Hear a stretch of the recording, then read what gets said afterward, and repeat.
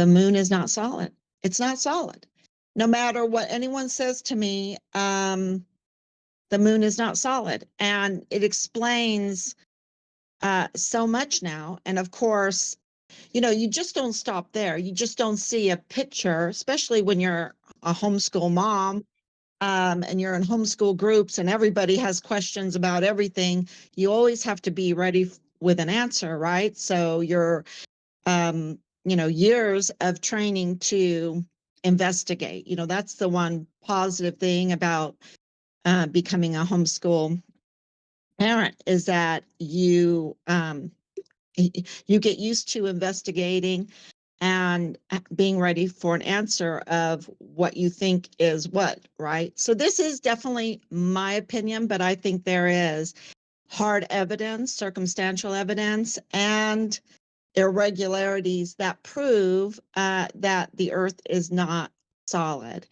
And but this topic that I want to talk about is the gay versus evolution. The gay being the great astronomical year versus the theory of evolution.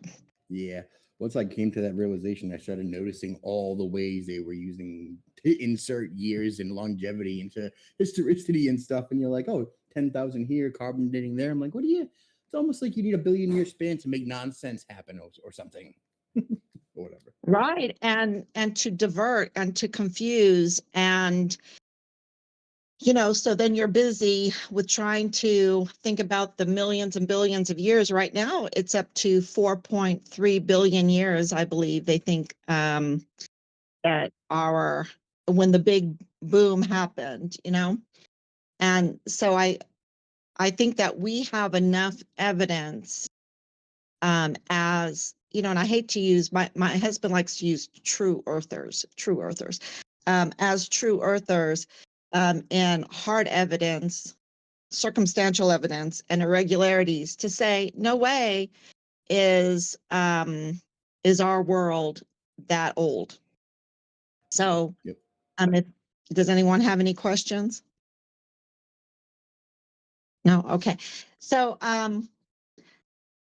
the first thing that I wanted to bring to everyone's attention are icons, and normally when people think of icons, they think of religious icons, right? Because we like to put our beliefs into drawings.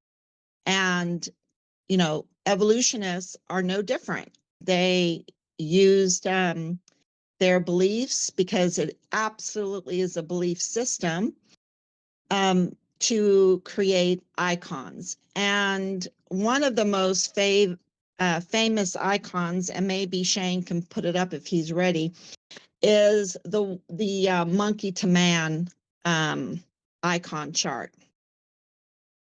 And when I was talking to my grandmother when she was still alive, and I asked her if she believed in evolution, and she said yes. And I said, well, why do you believe in evolution, Oma? I called her Oma, and she said, because there was a chart on the wall in my classroom, and it was showing the monkey to the man. And now they even do it to like the fish to the man or whatever. And because of this icon, just looking at it, it makes people think it's real. And, of course, it would need, they're saying about 200,000 years to bring monkey to a man, right? So, and, some people would argue it would need more time than that, with all of the different evolutionary stages and stuff that would have to change. You can even say 6.8 million years ago, they'll use all of that. But, let's go with the shortest amount of time. And that would be the shortest that they can even bring people to think about in science is 200,000 years. So, does anybody have any knowledge on that? that they can offer? 200,000 still seems very large to me. Yes. Well, I'm give replying credit. to his posts in the chat. So I Oh, will give okay. credit to a documentary I saw about a year ago, and it was just a very cheaply produced, just one guy with a microphone who confronted mainstream academia with a fairly simple question about evolution in general. He said, "Okay, you're always talking about how one species, we all come from this single cell, and then it came out another species came from that, and then we came from those species. But where can you show me in the fossil record evidence of one species changing into another species?" And the best that they could provide were, all these, well, down at this such and such island, we've got this kind of bird and it changes, the beak changes a little bit of shape, or it's got a new kind of feather, or, he says, okay, but that's still a bird. That's still the same kind of bird. That still has, the same body and everything. What about something changing into a dog from a bird? If you got anything like that, none of them could answer that question. Yeah, but they're trying to force it to happen, aren't they? They're trying to force it with their breeding and all the scientists are trying to force it, but even that doesn't work, They try to just create, what do you call it, when you take a goat and you make that exact goat a clone. They try to even do clones, and the clones even have problems, So, yeah, it's the fossil record absolutely does not show any kind of evidence, hard evidence, circumstantial evidence, um, irregularities that prove that there is a change from, a monkey into some kind of in-between stage, monkey man stage, and then a man. So the focus that I'm trying to make on this is the amount of time, because time is not on their side, right? Time is not on their side.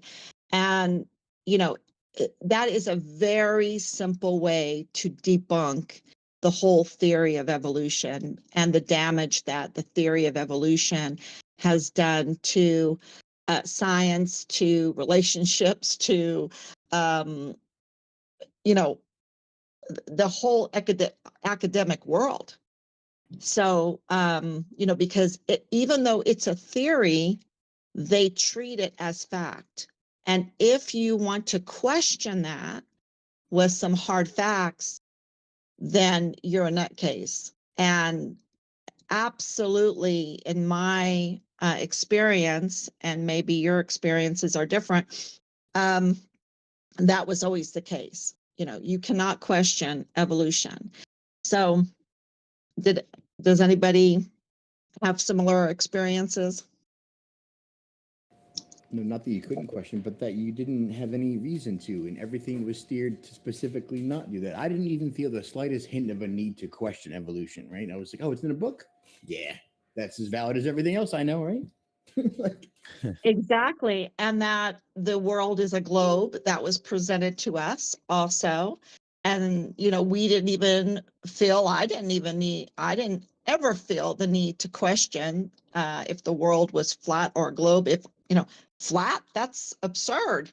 If it's a plane or foundation, if it's an immovable foundation, that would be absurd to even suggest that. That outer space doesn't exist, that would be absurd to, you didn't even think about questioning it. But evolution, I think, has had challenges because it is just as absurd as the world being a globe and we having outer space and all these other planets and everything. And I think the real key to debunking all of that is time itself. And so that was really why I wanted to come on and present this, because when you look at the time, there's another, and I don't know if Shane could put it up, but it is Haeckel's embryo drawings, and which kind of shows, like they're, we're all kind of alike. It shows a common path. Like we all come from one embryo and we're just changed slightly. Well, this drawing has been totally tampered with. And even the scientists can't even, let's see why. I'm having so many problems going there. And that is the thing about NASA or with evolution. They have to tamper with even the icons, even their evidence is tampered with. It's not, so time is not on their side, and even the evidence has to be manufactured for really, at this point, I think intentional malice, intentional misdirection of our thinking. And, the question is, why would they do that? Because clearly this drawing is now known by the whole academia world as a tampered icon of evolution. Somebody mentioned Darwin's finches, and that's the next icon that I had wanting to share with you, because they were like, okay, with different environments, then we change, right? We adapt. We have a shorter beak or a longer beak or a fatter beak or whatever. But that also takes, thanks, dear. Are you putting this in the off stream chat while we're in the live Yeah. stream? I am. Yeah, sorry. Yeah. The image of the embryos is really crazy. Thank you for sharing. I Yeah. forgot we're not on the live stream. Yeah, he sorry. actually, that guy was actually like caught like making that stuff up. He basically tried to make all the embryos look the same, obviously, as per the chart. But Yes. they don't look the same like that at all, actually. And I mean, he was publicly discredited, and yet, even though he was proven to be a fraud, they continued to use his images in textbooks all the way up to, at least as far as I know, the 1990s. I remember Correct. I had that thought immediately when I saw that. I think she was going to say that too, right? Correct. And that's the point that I was trying to make, is that they tamper with images, they tamper with reality, with the facts, to feed us and misdirect us with what's real. And this is absolutely a great example, when you know that they have NASA especially has given us false information, false pictures, tampered with pictures. They use those lenses to make curvature where curvature really isn't, to give a false view of what reality is. And so I think that this is really important, that they just don't do it with NASA and the globe. They do it, of course, with other things, and in this case with the icon, an icon of evolution that they keep using. They keep using it. Yeah. So the next one is Darwin's finches, which, they can say, okay, with just the right environment, with just, the right amount of time, people will adapt and change and all of that. And I think that is also something to really scrutinize, because no matter how they want to try to manipulate, let's say, women, right, and men,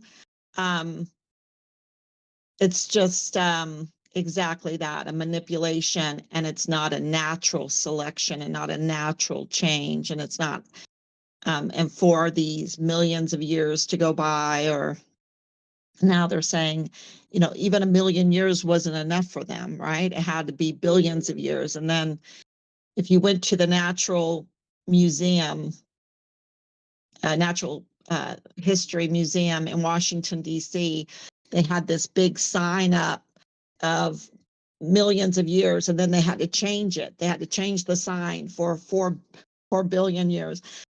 So yeah, it was never enough for them. So the next icon is this fruit fly, showcasing that there's diversification, and and that millions of years normally would have to go by to do this, but in a laboratory they could do it in a matter of weeks, right? So yeah. And then the last icon of evolution, there's several, there's a lot, but I just chose these, is this tree of life. And that it would take from this like little thesis, what did you call that? Protozoans and sponges and all of that, up into man, it would take 4 billion years. Now, in the flat Earth community, true Earth community, you see that it goes totally against evolution when it comes to development. And we have proof, hard evidence all over the place by these buildings and technologies, and evidence that something really more advanced was going on than what's happening right now. And, so just because there's a chart that says, oh, we're advancing, doesn't mean that that's the case when the reality says that we are really kind of going downhill instead of advancing. So any comments with that? Yeah, not only are we not the smartest age, we are the bottom evolved, most devolved, socially engineered, corrupted, subverted, confused, and misdirected generation that's ever walked the earth. So if you think something different, just remember what happened in the last 2 years. Yeah, I agree. And actually, the way that genetics works really, I mean, flies in the face of how they claim evolution happens, because as we know from genetics, the further down a line of descent that one goes, the more genetic information is lost. And then the only novel variations that can occur are due to mutations, but mutations are like bad things, not good things. We can trace back all the dogs in the world to 2 canines, and those 2 canines would have had to have the original genetic information for every canine that's ever been, with all of their variations, because they don't just form randomly, they're already coded in. What an awesome PZO point. Absolutely. And yeah, that exactly. Genetics itself does not lend to getting better. It's a devolution instead of an evolution. So yeah, that absolutely. But I'm not as negative as Shane is. I feel like there were times when men were pretty bad. So but the last 2 years, just that we have that much trust, and we don't scrutinize, is worrisome. But I think that it woke a lot of people up. And I know our son's case woke us up, because we were, we went to the moon, right? Well, I didn't believe we went to the moon. I didn't believe that. I didn't believe that. I was like, no, that didn't happen, because we would be on the moon, I love that. we would be there by now, and we would have, trips up there for, Like, no, that's wealthy, retarded. Come on, obviously. really retarded. So I never really believed, to the chagrin of a lot of my neighbors, like, what, you don't believe we went to the moon? No, I don't believe. But, so I really think that it woke up a lot of people. And yeah, so I think we're on a hopeful course. I always try to want to be positive. And one of the positive things is how time works. And I think that we can spend so much time debunking evolution because it's so easy to debunk. Darwin's book is so boring and so bad that they don't even make it required reading. It's so, and you can, I think it's been thoroughly debunked for, especially among the Christian homeschoolers. They debunk it all the time, and there's so much good information out there. I feel like the information for time itself needs to be added to it. And with this whole flat earth movement, with the whole Dimbleby, the work of Dimbleby, even though he was a glober, and the work of Gleason, I think that's why I wanted to come on and say, look, no way could evolution ever stand against time. No way. But what does? And how do we determine what time is? And I think that's really amazing because, and I think Shane will feel the same way. When you look at year 2024, you just don't say, oh, okay, it's 2024 anymore. You go, oh, what golden number is it? What year in the great astronomical year is it? What eclipses, teams of eclipses are going to come through this year? Is there going to be a transit of Venus or Mercury this year? And these old almanacs even add more fascination to every year, and I think that we've lost that. Is there any comments with that? Yeah, we have. Like the simplest, most elegant, most like complex but fundamental like metric and barometer and fundamental like clock. The way that we tell time, like in the sky, is for us your clock, so that you don't get subverted, confused, told that there is daylight savings time, it's night and day, and then ask people why it's nighttime. I mean, that's why you have your own personal sky clock, right? And that you can tell the ages, the months, the years, the zodiacs, the lunar, when the next eclipse is, what the sorrow, what the cycle's at. You can tell all of that from like the Prague astronomical clock, right? And they don't see those anymore. They remove them, they get rid of them. They don't want you to know about all the cycles. They want to have magic, Newtonian, gravitational, non-three body problem fucking forces, and rainbow fart that you don't understand. But don't worry, just submit to us. We know, we understand, we'll get it done. Right. And I was really fortunate to live in Heidelberg, Germany for many years. And right below, south of Heidelberg, is a town called Bruchsal. Bruchsal has a music box clock museum in a palace, in an old palace. And I wish I could go back there now because I think I would appreciate things more.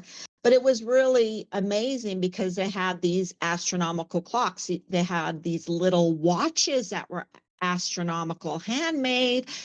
They had music boxes because of that, because they wanted to keep time, and time is the solar cycle 15-year cog, and the moon is the lunar cycle metonic 19-year cycle, and the transit of the wandering stars, Venus, Mercury, are other cogs. The constellations are, then other jewels and cogs in the whole little watch. And we can go on and on with the eclipse cycle, 36 18-year team to create the great astronomical year, this 7-day week. And I don't think that we understand how magnificent the 7-day week is.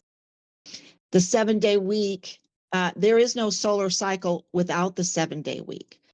And the 7-day week has never been broken. They've tried to alter it, tamper with it, but we can follow back our history in 7-day segments, which is amazing. So no king tried to make like a Kinger Day and throw it up to Thursday and had that stand. No, that never happened. Is that what you mean? Well, France tried to do it. France tried to do a 5-day work week or whatever, 5-day week, and Russia, communist Russia tried to do a 10-day one. They tried, but there is no solar cycle without the 7-day week. They just can't tamper with the 7-day week. And, you know, it's like trying to tamper with the 19-year lunar cycle, right? They just can't do it. It Wait, just why? doesn't work. What's the relationship of 7 to the solar? The 7-day to the solar cycle is what? Yeah. And if you put up, Shane, and I'll try to send it to you right now, but it is the 15-year solar cycle, the Hebrew solar cycle calendar. Do you have that handy? Because I have it. And it's really important to understanding the 7-day week. And I did talk to someone on your Telegram page about it just the other day. Let me see if I can find it. 15-year solar cycle. That's where I find everything. I control F my Telegram. Oh, look.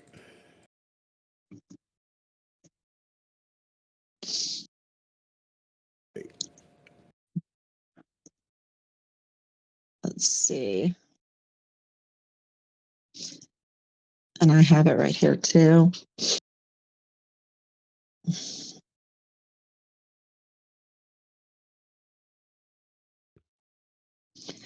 But the whole point of that 15-year solar cycle is it's by 7 days. 7 days, even the intercalary days have to equal the 7 days, and even the 15-year solar cycle before 1722, 1722 years after the prime date, which is creation date. Those extra days, those extra intercalary days had to be of weeks of 7, right? So you had 7 times 11, 77, 7-day weeks. It's always by 7-day weeks that create the solar cycle, that create the 15-year solar cycle, that keeps the seasons perfectly. So you have your days and you have your seasons with the 15-year solar cycle. And that's really important because if you're keeping time, self-same days for the sun is every 15 years. So, you can follow back time or go forward in time 15 years for self-same days, meaning even on like the Tuesday,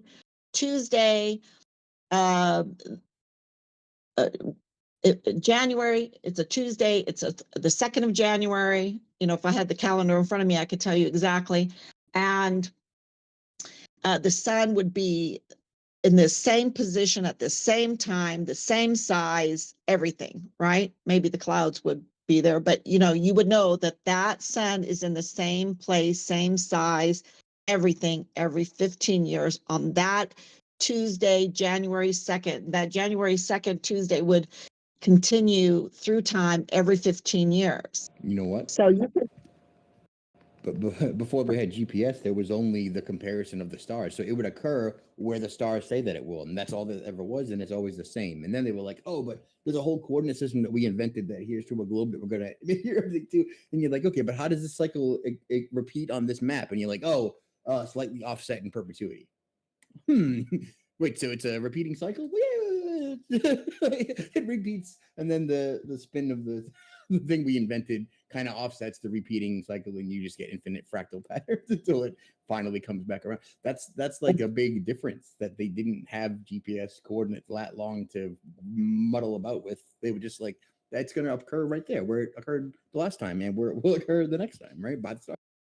Yeah, I found it, and I'm going to give it to you right now. Yep, absolutely. So, and this is, okay, so here it is. Here's the calendar. And so that July 7th which would be a Saturday. All of these dates on this calendar, if Shane put it up, all of these dates are Saturdays. And so July 7th, which would be in year A of the 15 years. So the 15 years are just distinguished by the alphabet. So A through O. And every number represents a Saturday. And of course, the months are right there. Month 1 through 12. And then every third year, there's a 13th month. And that 13 months is to re-coordinate the sun and the moon to set the seasons.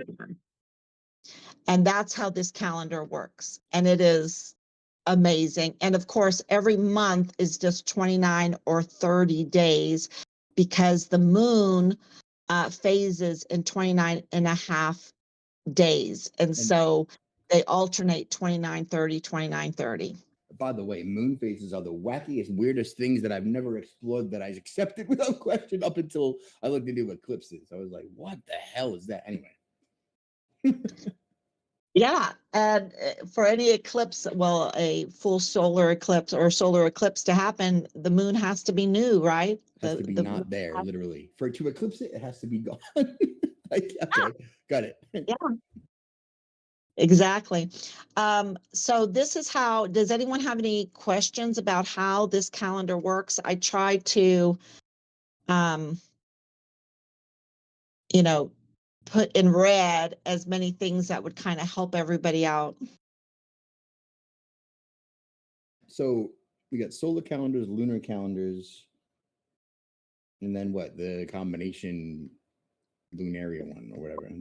The other thing that we need to take in consideration. So, you know, evolution says things have to have, in order for them to be like they are today, we have to have millions and billions of years. Okay. And what I'm trying to show you is that we know that we can absolutely call them out. Liar, liar, you know, because we have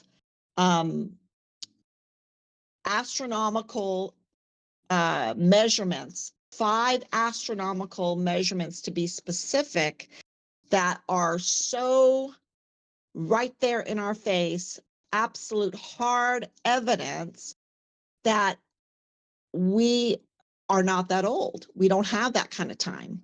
Yeah. We don't have 200,000 years. Okay. It feels like it was put there in case other men like hid that, obfuscated, and tried to control the world with it or something. You know.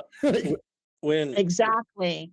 And so, and one of the very first things that we have is that 15-year solar cycle that is dependent on 7-day weeks.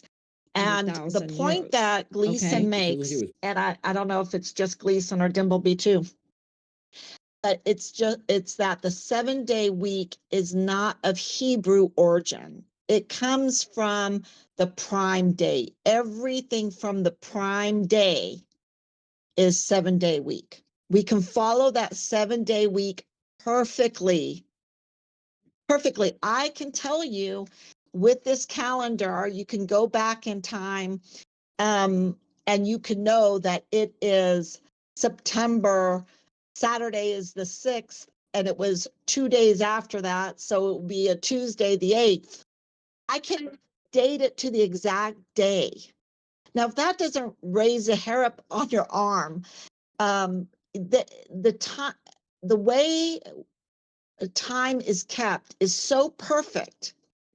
You can get down to the minute or the seconds. And that's why with this last eclipse 2 days ago, they could tell you the eclipse is going to be on April 8th, and it's going to start at 2:11 here and at 3:15 by you. And, you know, they could absolutely pinpoint it down to the seconds of when this eclipse would occur. And that's because of the solar cycle. that are 7-day weeks. And without the 7-day weeks, NASA would be nothing, absolutely nothing. And, so, and I say, when they talk about Mars and being in outer space, I said, well, what time are you going to use? Because time that you use in your formulations are from Earth. They belong. Newfoundland time, I assume, for Mars or whatever. Right. What are you going to use for your calculations?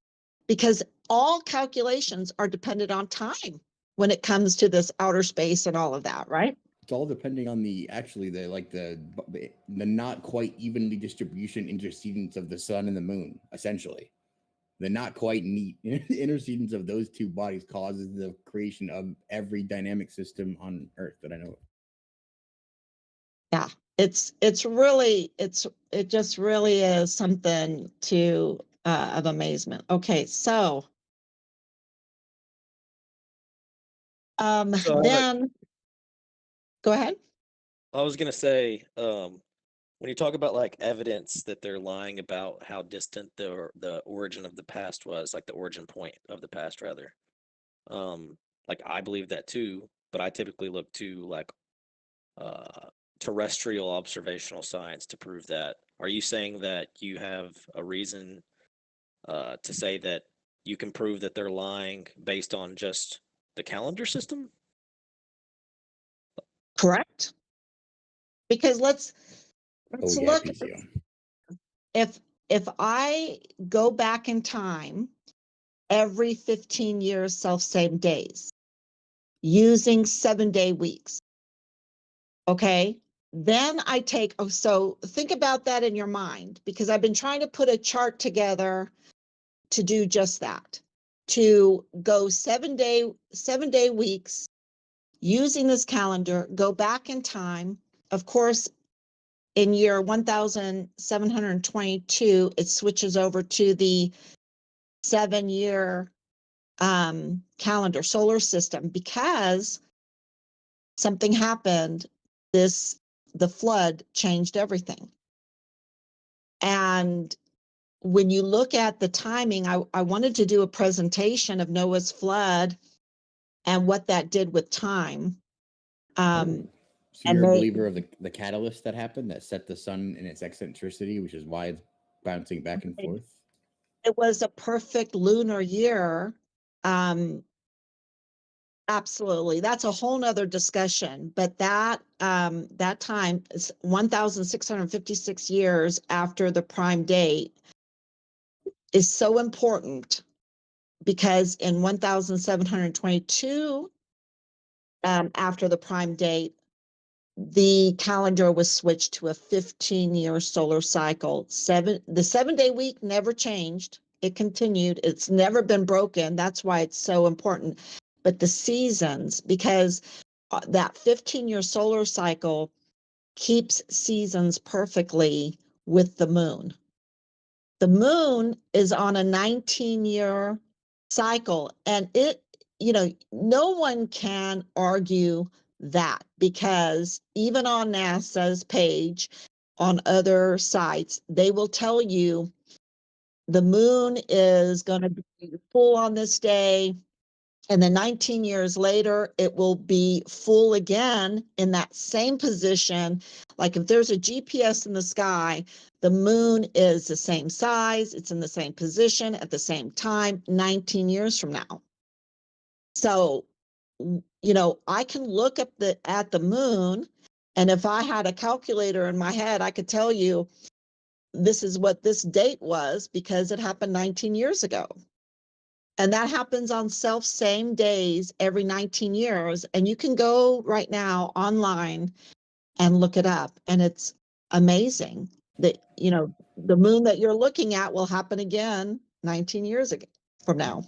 Right, but not exactly on the same geographical place. It'll be slightly offset in the ever-perpetuating cycle to get all the way around the equinox in little gradations to complete that grand cycle. And that's the same in everything. But I didn't understand the 7-day week thing. That, like, when they're trying to change stuff, that was the fundamental piece that they couldn't, like that and the sun and the moon, they literally couldn't mess with. So they messed with everything else. Right. But, you're telling me something new here, and maybe I need to look into it. But from what I understand from the moon is that it will be in the same position, the same height, size, everything every 19 years. Okay. Now the It'll be there, eclipse, but it won't be over the same the geographic GPS coordinates because of the difference in sidereal and solar time and the mean derivation of delta T or terrestrial time over long periods. Hold on, Anyway. hold on a second. Real quick. Is that because we are using a 365.24 day year though, instead of a 360 day year, Shane? If you were to use it, if you were to use the 360 day year, would it end up being the same? Or the sun itself is not like to get the accurate, it's like a decimal to whatever. And like if you hear Lion and other people talk about it, it also seems to do like weird things. Like so it's like it does perpetuity and then like, oh, it'll skip a couple, and you're like, what? People have reports of doing all sorts of stuff. Essentially, the rate at which it appears to move is like constant unless you do it over a long period of time, and then it's somehow not constant and nobody can figure it out, and it causes mayhem. right? And the moon is used for the perfect year, for the perfect timing of months and year, right? That's what is very dependable, and you can, the sun is not. The sun is a cycle. It's a cycle of 15 years, and so you're not going to have 365 days be exactly a year. Well, what And exactly is a solar cycle? A solar cycle. Okay, let's look at the solar cycle. Let me see if I can. Let me see if I have video. I couldn't find anything on it. What I found was clearly a new scientific version. I was like, this is nothing like what I think I need. So I don't know. I don't know where to go for the actual. I think that the number of days in the moon's years and the number of days in the sun's years are different. They are. Look at what I just sent you, Shane. And I think that kind of explains a solar cycle. Let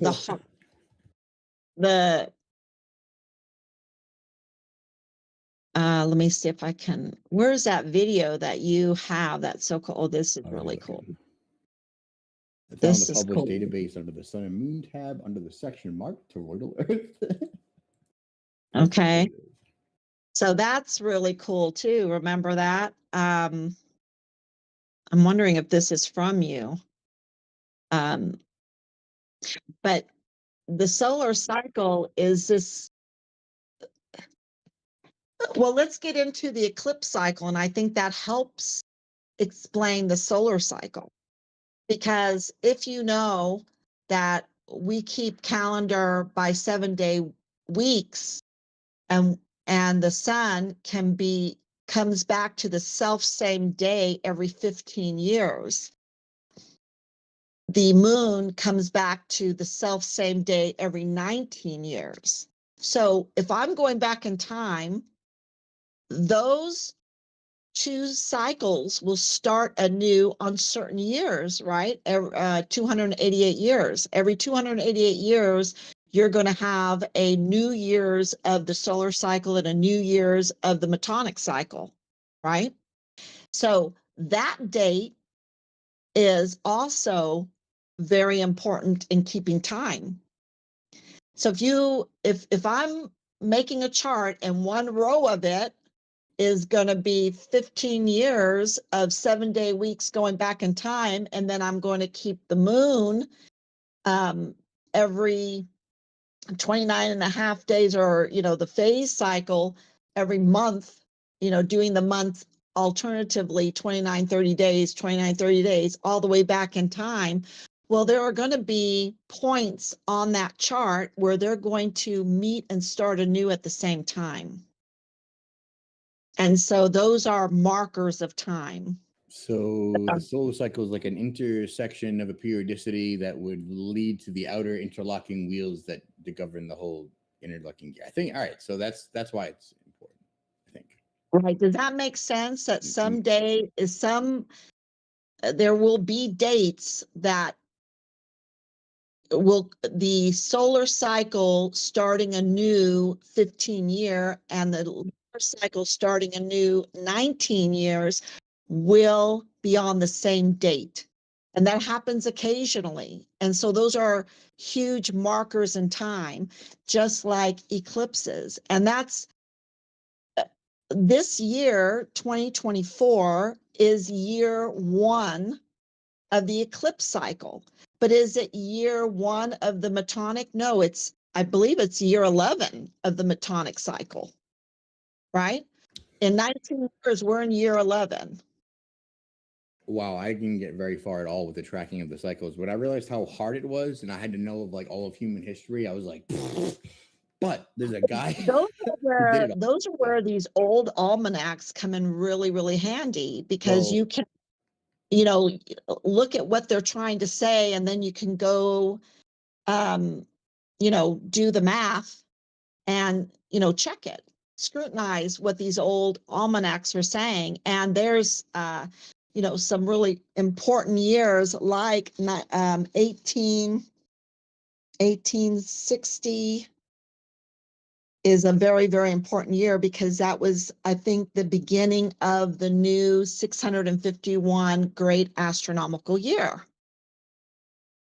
nice. So, yeah, right. So if 1860 is the beginning of the great astronomical year, which means right. the eclipse, the great eclipse cycle, which means 36 18-year cycles, that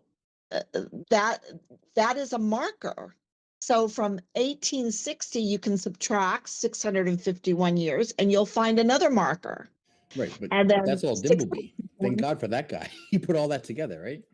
All of that. Absolutely, absolutely. And so, and because of the eclipses themselves, right, which I put out a chart before this whole eclipse thing. Let me see if I can find it too. Let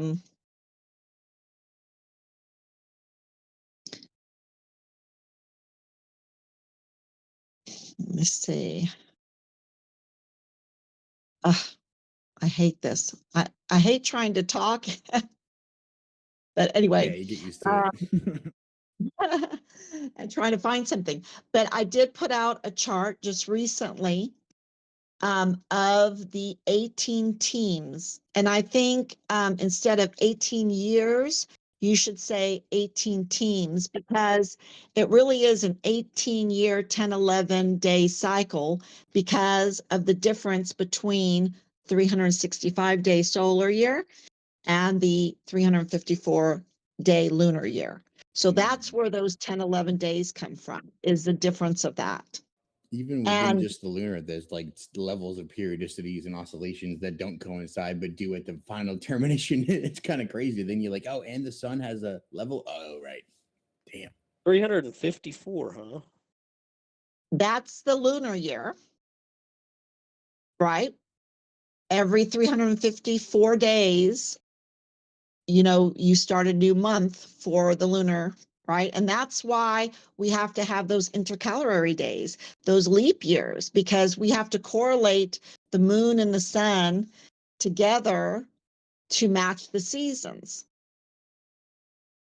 Does that make sense? So keeping time has all these cogs. It has the Metonic cog, the solar cog, the eclipse cog, but it also has like a really big cog called the Great Astronomical Year. And the Great Astronomical Year is these 18 teams of eclipses that never leave their line. So they don't trade out like, teams like football team players, they trade out and go to different teams. Eclipses don't trade out. They stay on their line, right? They stay with their team. And so they're super dependable. And that's why we can say, oh, on April 8th, we're going to have a full solar eclipse and it's going to happen at so-and-so time. And that was Adam's eclipse. I hope everyone knows that. That was Adam's eclipse. That was number 1 in 70 eclipses. So there's normally about, pretty dependable 70 eclipses. And those eclipses, we can absolutely tell you if they're going to be a lunar eclipse, if they're going to be a partial lunar eclipse, if they're going to be a partial solar eclipse, or they're going to be a full solar eclipse, an annual solar eclipse. We can tell you their character because we know their character, because we've kept their time for ages, right? And we've kept time by them. And that's why a lot of these old structures are built to feature a eclipse or the equinox, or, you know, whatever, a certain day. You know, I know living in Ireland, there's that one place where the sun comes in just the right time and it does this and this and this, right? And we can absolutely know that that's going to come back again. And that's why they could build these fascinating buildings and, you know, even go to the pyramids, and the pyramids align with certain stars at certain times and all of this. But the eclipses are 70 eclipses. If you know those 70 eclipses, you're good to go. And they repeat every 18 years. They go like solar annual, partial solar, partial annual, like that sequence is named and it never varies. That's a crazy thing. And you're like, oh, if this is a partial lunar, guess what's next? Well, according to the cycle, it's going to be this one. And you're like, oh, I didn't know that was a thing. Holy cow. So April 8th was the first eclipse that ever happened in creation, which was so cool. And, you know, in 18 years, I can see Adam's eclipse again, right? So, and this year we're going to have, when I say a full eclipse, it could be a central eclipse or an annular eclipse, right? So a full eclipse, a partial lunar eclipse, and a full eclipse. So that's what we're going to get this year in this team. And that team will show up again 18 years from now, 18 years, 10, 11 days. And we can just cut and paste it. And when we cut and paste it, because of those 10, 11 days, it creates what I call the Milky Way effect, right? It gives you those arms, those, you know, it makes that spiral, which, you know, absolutely corroborates that we live in an electromagnetic world, right? So it has that spiral effect. Now, 18 of those spiral effects, you know, you have to have 18 of them, and then you have to have another 18 of them to create 36. I remember that as the decan, the 36 constellations, or the 360 degrees, because it makes a full cycle going through the 36 eclipses. And every one of those is a timestamp. Every one of those is a timestamp. So you have time markers, the 651, 651, 651, and you have the timestamps of every eclipse, which is amazing. And then someone like Fred goes and puts those timestamps in a book, and they're like, magic NASA predictions. And you're like, wait, guys. Exactly.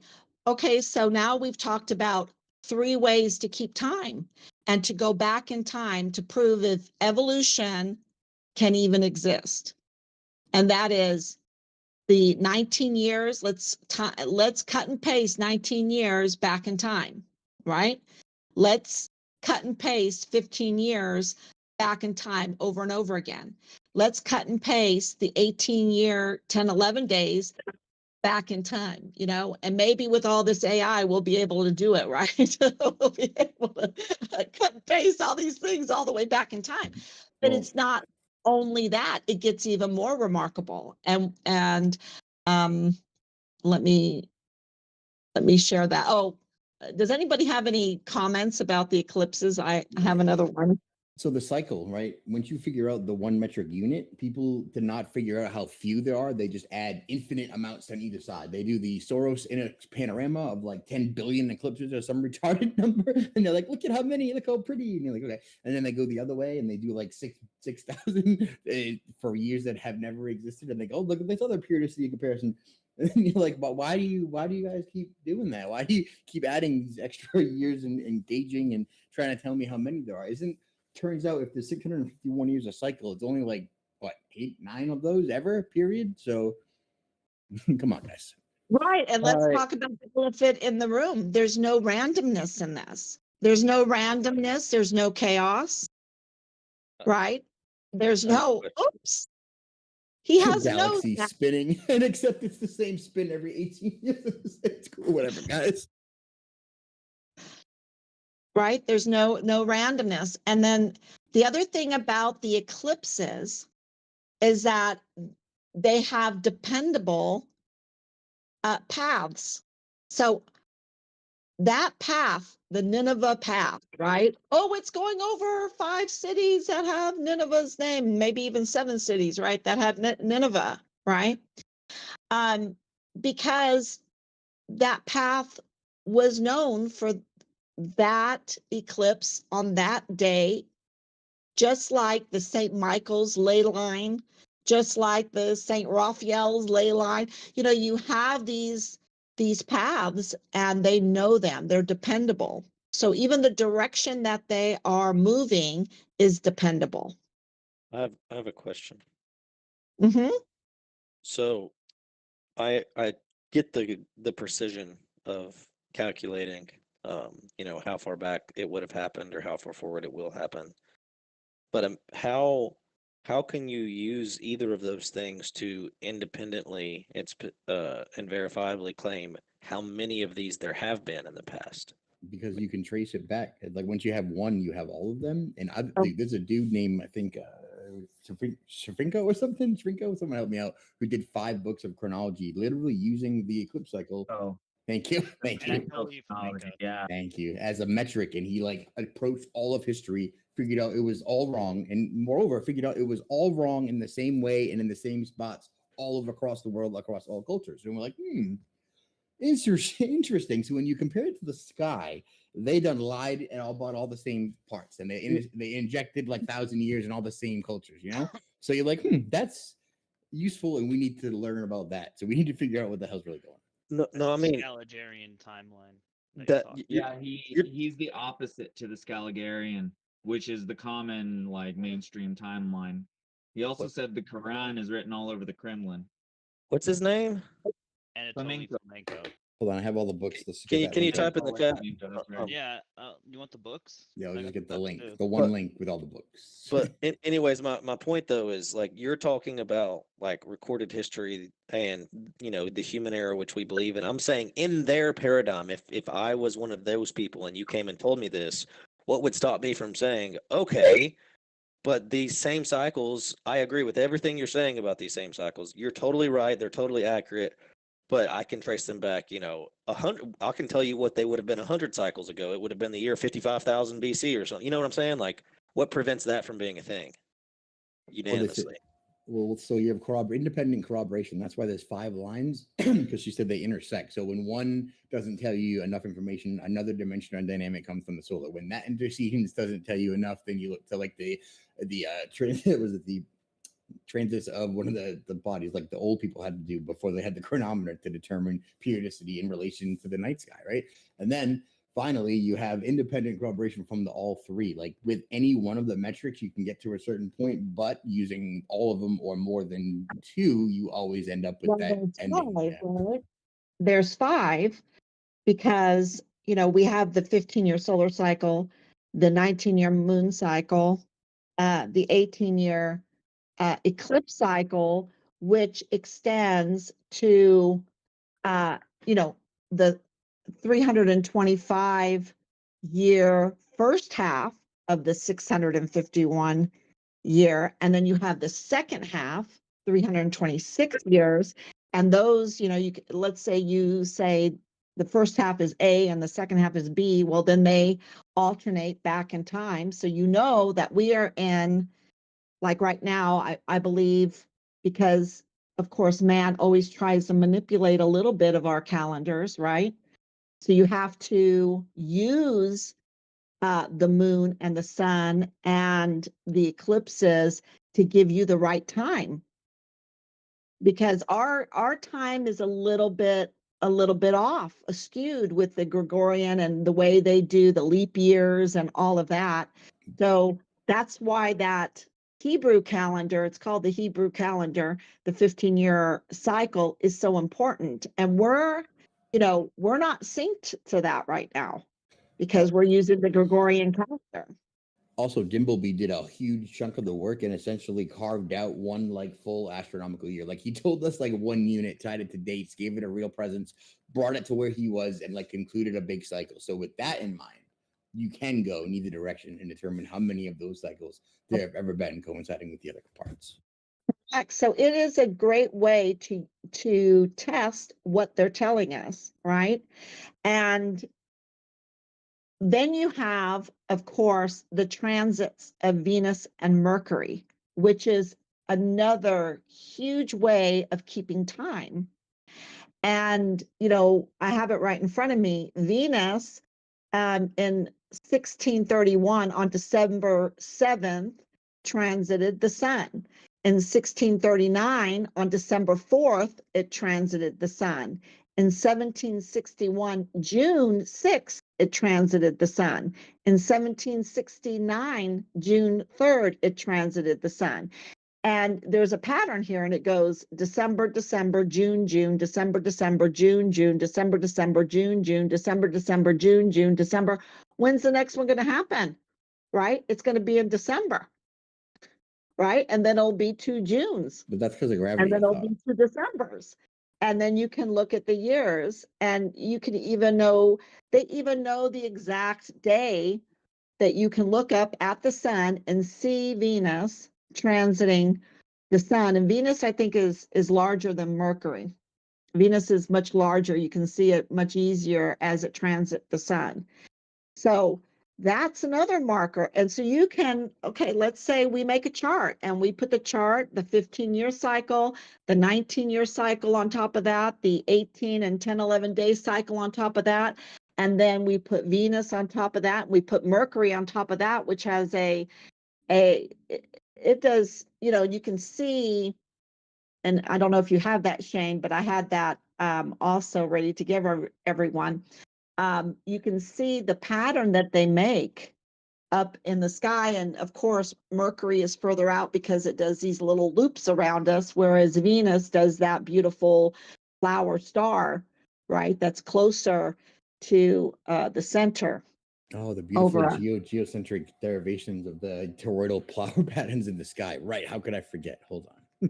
Yes. And you can look, and I'll show you. Let me see, because I know that I put that out to send to you. Because I think it's really important for everyone to see. Yeah, here it is. I found it. Okay. I think this is important because this is Venus. And Venus is going along its path, but the sun is going along its path also. And so when are they going to meet where Venus can transit it, And so I think this is a neat illustration that shows why there is this pattern of time. December, June, December, June, June. And you can actually see why it would make that pattern using the sun. Sacred geometry. Oh my God. So like, if you understand basic geometry, on a side note, when I dove deep into Kepler and Newton and the kinematic equivalency, it all comes down to conic sections and lines, and they literally just took geometry and poofed it up to make it what nonsense it is today. If you break it down and you get down to it, it is just geometry, and this is just sacred sky geometry. Correct. And just to tell you the dates of Mercury, it's November, May, November, May, November, May, November, May, November, May, November, May, November, May. So, and I'll send you these because I think I've already sent you these, but I think they're just super fascinating because they're so dependable. There's no randomness with them. Oh, it just happens to be there, right? That's not the case when it comes to reality, but they want us to believe that when it comes to our own how we became, how we existed. And everything that we know, everything that we can see in reality works against the theory of evolution. And now when you put together all the time, so you're going to have the eclipse line, the metonic line, the solar line, the transits of Venus and Moon line. You can even add the timing of all the stars in the heavens and the way they move and all of that, because people have timed all that out too perfectly. That's why we have the clock the way we have it. It's all astronomical. It's all astronomical measurement. And then you can go to the writings. You can go to the Egyptian writings, the Chaldean writings, the biblical writings. You can go to history itself, the Chinese writings, and you can make a chart to go back. And this is what Dimbleby did. That is so fascinating. And I've been going through it with Gleason and Dimbleby and Usher. I don't know if y'all know about James Usher. Those other chronologists? He's a kindergartner compared to Dimbleby. But anyway, it's like, you go back and you test all of this and you make these charts, and Shane will tell you, I've been, if I want to get my mind off of the evil institutions that are not giving us answers about our sun, I'll just go and start putting numbers in a chart, right? And follow the. Yep. And then we steal it and we put it on the internet, and it gets it gets to everyone. So, reasons. It makes you so happy. It makes you so happy because those dates, those markers, those timestamps. Okay, so you have the real intricate timestamps, but then you have these markers, these huge markers, 651, and when you put them all back in time, they all meet, and it's called the prime date. They all begin at one time, the prime date. Now, how can all of this happen and they all have one day where they all begin? It's a good question. I guess they could say, Right? well, what if that's just like one cycle of perpetuity and we don't know how many perpetuity cycles there are, or whatever the point was from before, right? What exactly is the prime date in layman terms? So, like, when you have intersecting periodicities that line up to give you other periodicities and expanding concentric gears of wheels that determine interlocking like levels, then at the end, when all of them line up, then there couldn't possibly be anything further, right? Because everything in the world just coincided to at one time. You're like, oh, never seen that before. That must be like the first. That's Shane's definition. My definition is when God said, "Let there be light." Yeah, I guess like the thing to point out with it would be, I mean, just the significance of there being a cycle that would all line up perfectly like that. Even if you were going to try and grant them their theory, the odds of that are just, silly. Astronomical. I was gonna say that. The Bible, though, is like the number one resource to matching up the first dates, and that's a big part of how they do it. So yeah, there's that. But you can use time right now, like where, no one can deny that we had an eclipse on April 8th, and that it was a full lunar eclipse, and that it was a certain size and it moved a certain speed and Lasted a certain and it duration. moved on a certain path. No one can deny that, right? And so we have these lines through Chaldeans and Egyptians. So architecture itself helps us get more insight into the clock in the sky. And, I feel like after all of this research, and knowing that the most bombed place on Earth, do y'all know where it is? The most bombed place on Earth? Currently or ever? Florida? Ever? Well, in modern time.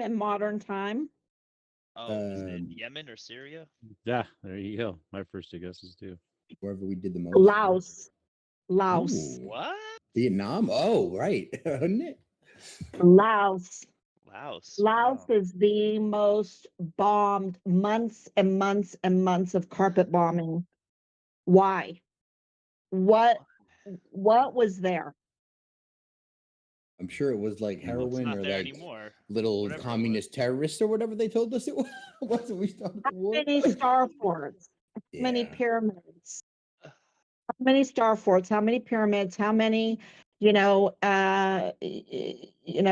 do you call that thing in England that aligns with the stars that they want us to believe in? Stonehenge. Stonehenges. How many Stonehenges, or, what was there? Because, it just doesn't make any sense that Laos was bombed over and over and over again. And, and I know from being German that Eastern Germany was the place.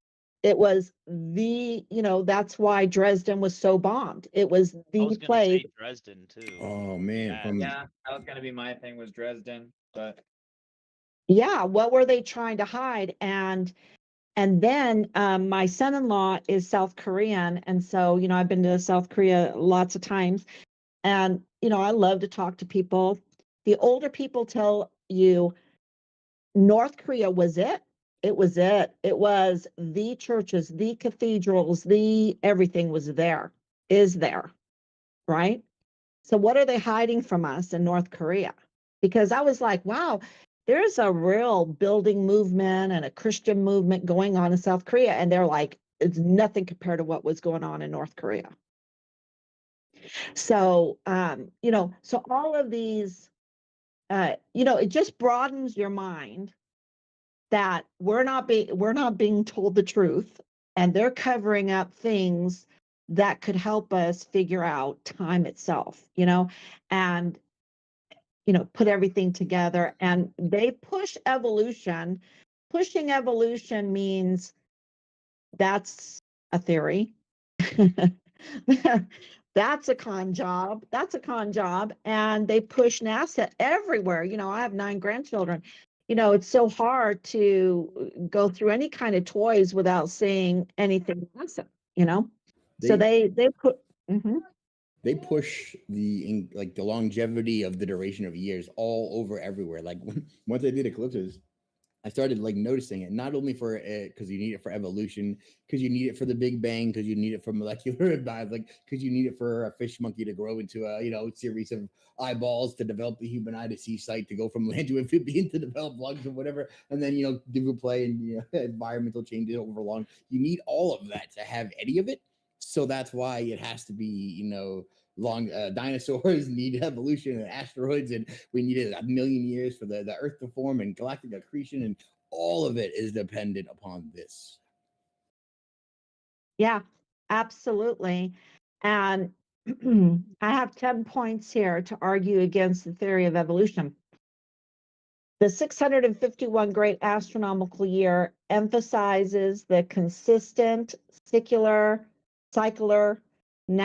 nature of solar and lunar events over the long periods of time, demonstrating a designed and predictable pattern rather than random evolutionary processes. So that's really important, because when you read the book, when you listen to what they preach, it all depends on random evolutionary processes, right? Number 2, eclipses occurring in a specific order and alignment proves a carefully orchestrated system, which could be interpreted as evidence of intelligent design rather than random chance. And they think, that randomly from an explosion, and I've never seen an explosion create any order. Right? There's a good point there that like the eclipse cycles themselves can be predicted with periodicity and like post-predicted, but Fred and all the people who do it don't create the 3D models of the three supposed bodies involved because that's retarded and impossible. They leave that to NASA, who does all sorts of, as PZO pointed out, ridiculous attempts at correctly describing with the correct speeds and directions of how this actually occurs. And so far, for like 100 billion or whatever. So all they predict is the place, and the actual 3D modeling is not a part of any cycle. And actually, notoriously tricky. So, you know. Right. And the accuracy and the repeatability of the solar, the lunar, the eclipse, the transits of the wandering stars, all demonstrates the predetermined structure rather than a random mutation, right? There's no random mutation here. It's all predetermined structure that totally debunks the theory of evolution. Number 4, historical records and ancient accounts of eclipses align with present day patterns. And, you know, that is, to me, that puts a skip in anybody's walk, you know, to know that they could try to tamper with things, that they could try to misdirect you. But if you just pay attention a little bit, you can see that there's proof everywhere for evidence of a fixed, unchanging system, a fixed, dependable, unchanging system. And, you know, what does Barack Obama say? We need change. No, we have a fixed, unchanging system. And, you know, it's based on laws. And what are the implications of that? Right? What are the implications? So there's not evolving species, right? You just, it doesn't fit. Surrender to a lion. You're a human. You're better over. You're governor of everything. Don't be ridiculous. Mm-hmm. The consistent alignment of eclipses with specific dates disapprove gradual random changes too. And any kind of diverse, let's say that one thing can cause a diversity of life, right? Meaning that I can come from a microbe and it turns into a chicken, and the chicken turns in, or maybe it's a tree and the tree can become human. I don't know. You know, they're just, and they're trying real hard to do some really weird diversity stuff, instead of appreciating everybody's, what would you call it? Well, what's interesting is what they're doing isn't diversity. Diversity is what nature is, the separation of species and kinds. What they're Correct. doing Thank you. is Mhm. inversion of diversity. Correct. Exactly. Yeah. Thank you for saying it that way. That was some very good Sorry. explanation. No, that was really great. The Great Astronomical Year emphasizes the unerring predictability of eclipses and celestial events, contradicting the concept of evolution, which would be an unpredictable and contingent on the environment and adaptation. So I think that was a really good point too. 7, eclipses returning to their original position after specific intervals over time proves preordained order. Like if we were flying through space, right? That would never happen. How could that ever happen? With all of that motion, turning and twisting and going through space and all the stars there, it would just, Didn't we? you wouldn't have a system.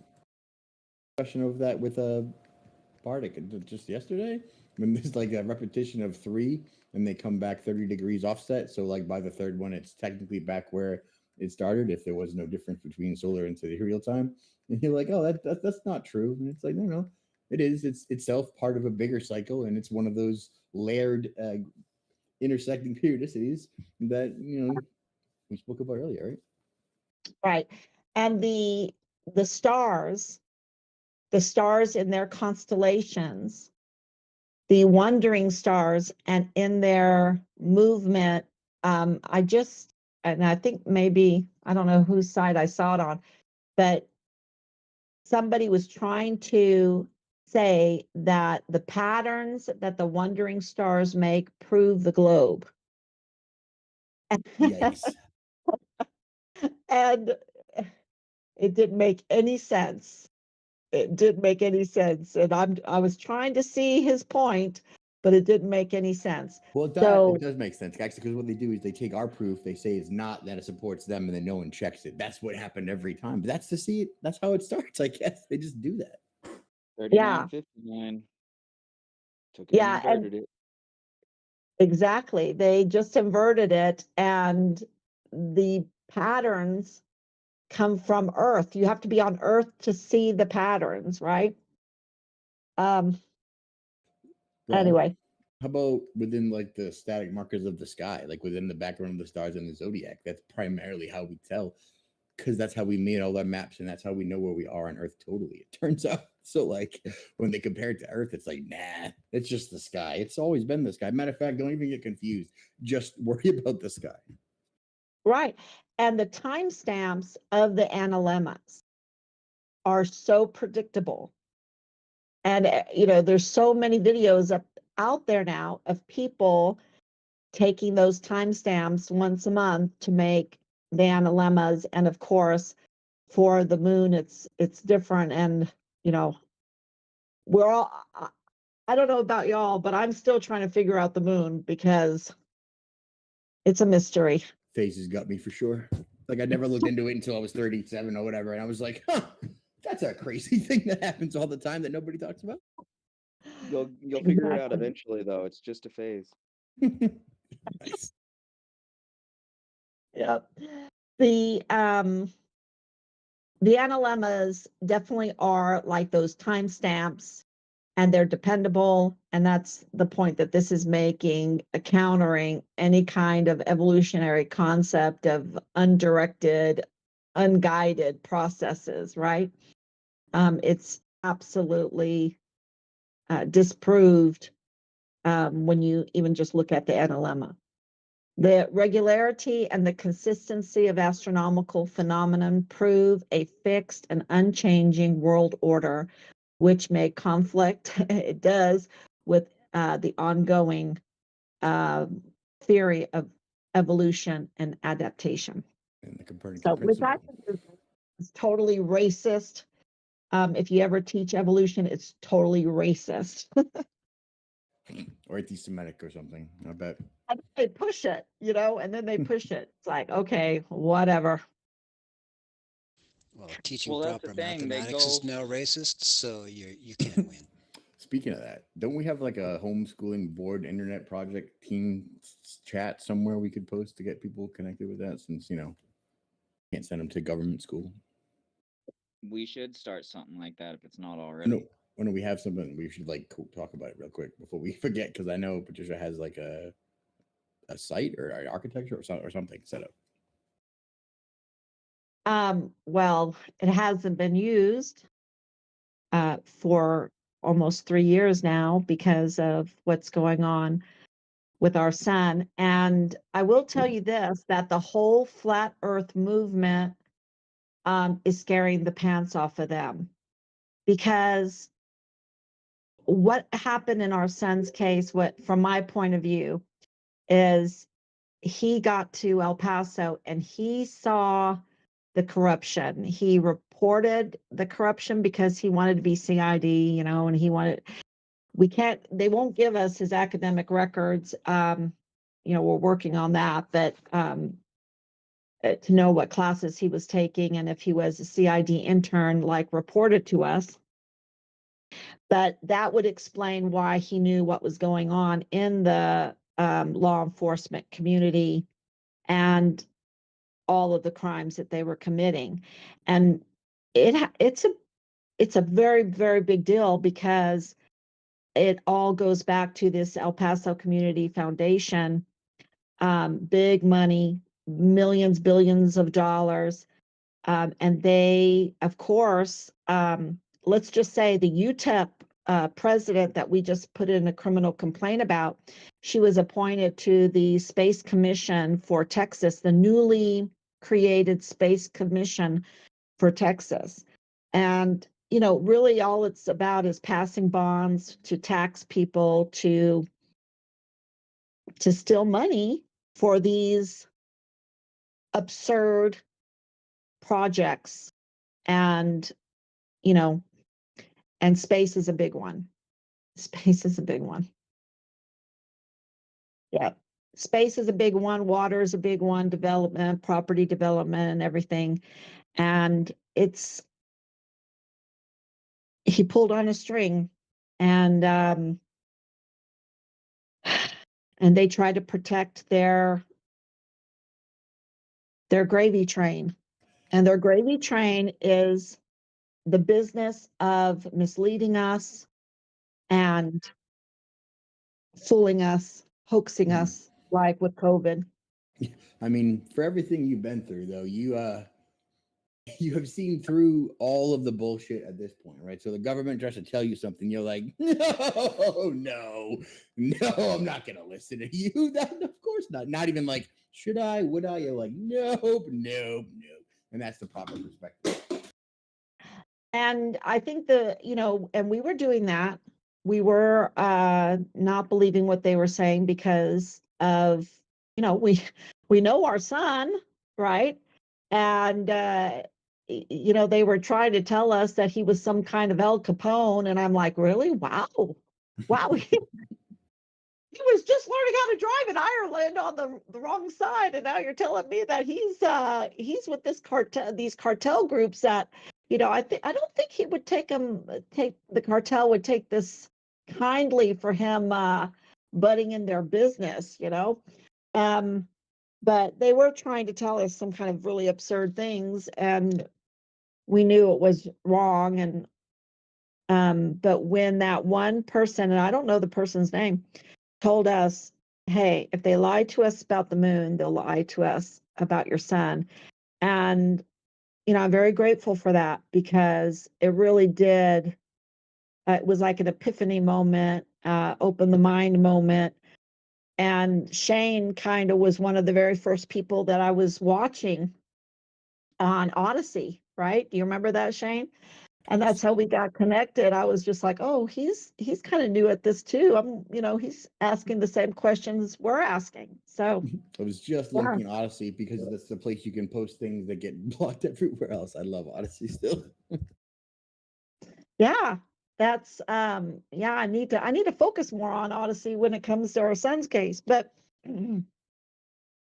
yeah, that was the beginning of saying, oh no, they are really, there's something else going on here. And of course,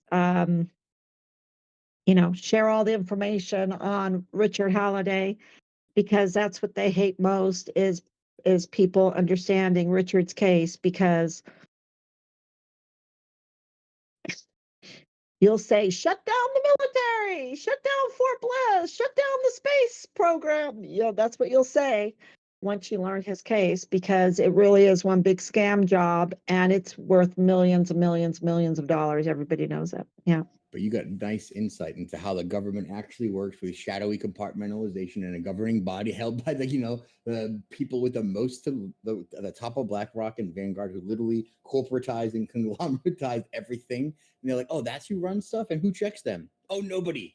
Terrific. Well, what do I do about like my son? And they're like, oh, well, they do what they want, and then you can protest or whatever, or like tell people, and then that's how it is. Like, But the beautiful thing is the stars in their course fought against Sisera. And I really understand that verse. That's one of my favorite verses. If anyone knows the Song of Deborah, she's like, who in the world got this person, this leader, this amazing leader that nobody else could get, that was totally evil, and the stars in their courses, right?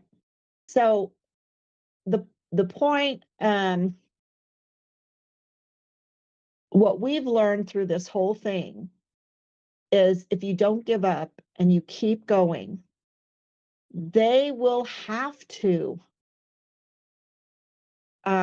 give you some justice. And we did get some lately, and we want our son's remains, and we want accountability. And you have to have faith to say that, right? Because people say, oh, you're up against this big monster. I think that we're way more powerful, and the truth is way more powerful than what we even realize. And they are not as strong as we think they are. That's what we've 100% learned. with you. Hear that, Dave? Is Dave here? Dave, you hear that? Dave These doesn't. these generals, when we got there, just little old me and my husband were really, we're not rich or anything like that. We don't have power like they do, institutional power like they do. And when we got there, they were shaking. They were shaking, Tenacity, visibly perseverance. Hell yeah. shaking. And so, so if you just persevere, keep going, and do not, they're going to try to, we've been threatened, we've been blocked, we've been shadow banned, we've vile and vulgar messages constantly, blocking our open records request. I can't even tell you what all the things they've done to our family, through all of this. And you just have to just keep going and going and going and never give up. I remember when I first met you, I was just discovering the government. You were like, I want justice. And I was like, oh, but they do like atrocities all the time, everywhere, it turns out. You want them to admit, oh boy. Well, how about I think we should burn down the whole thing. That's where I'm at. What do you want to do? It's like I couldn't understand. Well, look, we've got, we have exposed the Walmart mass shooting of August 3rd, 2019. Yep. Through all of this and the death of, and I hope that his family gets accountable, gets justice too. And that is Glendon Oakley Jr., another soldier. But, you just have to keep going because they are ruthless. They are ruthless. And if we are afraid of them, they will take advantage. If we stand 100%. up against them, yes. Yeah, their weapon is fear. But like the incremental progress that you make all the time is, I was like, I don't know how to start fighting it. And then I look back over a year and I was like, oh, exactly like that. And that lady had it right. Damn. I was like, all right. You just keep going personally what you can do, and then other people will, follow. And that's literally the only way you can do it. I was like, marvelous. What a great lesson. Yeah. And evolution is a tool that they use against us, because this world has so much to still discover. And they don't want us to know about all the electromagnetic energy and, all the things that people are just, that's why they don't like TikTok, because TikTok, they're posting all kinds of stuff on there. And I'm like, wow, this is kind of wonderful. And I was told, oh, that's Chinese. I'm like, what isn't Chinese? It's Right. it's yeah, so there's so many things, the free energy and all this, the architecture that the flat earth movement is going back and looking at, and these ley lines and the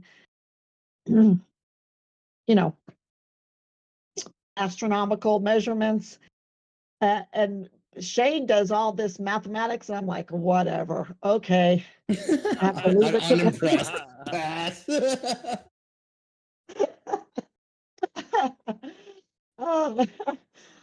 these formulas. Anyway, so Any questions? Thank you so much, Yeah, everybody. your stuff is way better. It's way more artsy. I put it as a thumbnail. I get like 1,000 views. People have no idea what it is. Doesn't matter. It's just like, what is that? Oh, stupid fire Earth got me again.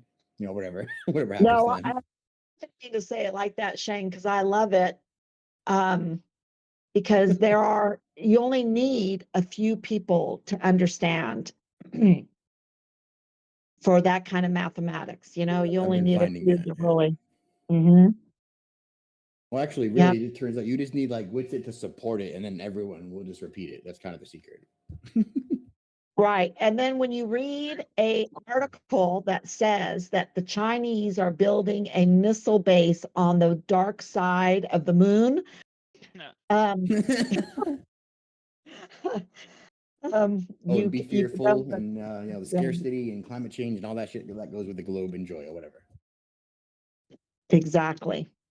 So it really gives you a lot of freedom. Yep. Yeah, that chronology link, man. Those 5 books. That dude, like, I remember I learned all this and I was like, oh, I have so much work to do about everything, uncovering all of history. And then I was like, oh, dude, I already did it. Sweet. I guess I just gotta go read these 5 books, and I immediately didn't.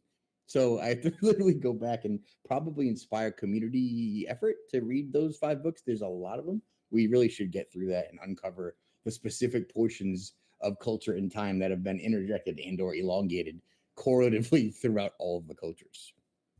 Right. And Dimbleby kind of did that with that gauge proving all past time, which is 0, of course, the prime date, and then 651 years. The 651 years, we're in the 10th one. Okay. There's been 9 651 year cycles before us. And when you follow them back with all those other cycles, they will all meet at the prime date, which is amazing. And now you can say, oh, okay, well, maybe that is just another really big cycle in the scope of everything. But why don't we just learn this one first? And that it is not random, that you can depend on it. That in itself proves that evolution is a fraud. Because for evolution to work, it has to be chaos, random, mutations, blah, blah, blah. Billions of years, giants, the dinosaurs, comets, galactic accretion, Big Bang, everything from nothing all at once, galactic priesthood, everything Jesuits named by the creators. It's all cool. Go back to sleep.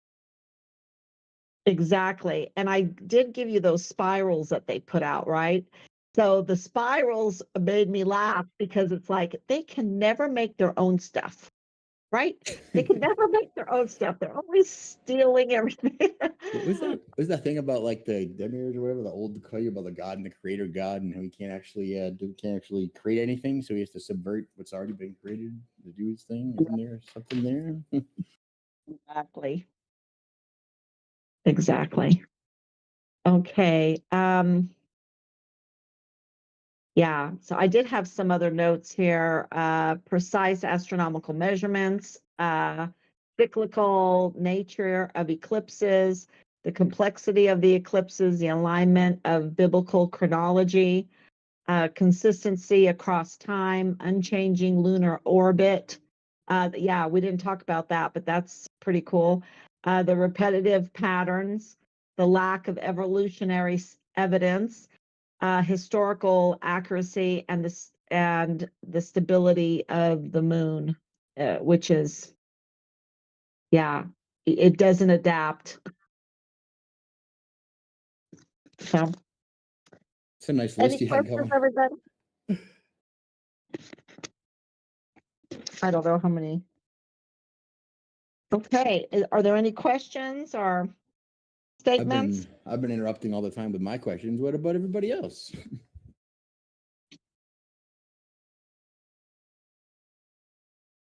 Nope. Okay, well, thank you everybody for chiming into this, and I hope I can do one explaining Noah's flood, the year 1656 after the prime date. Yeah, that is really amazing. And I think that that is a huge time marker in the scope of everything. Well, thank you so Nice. much for coming, Patricia. This was really excellent.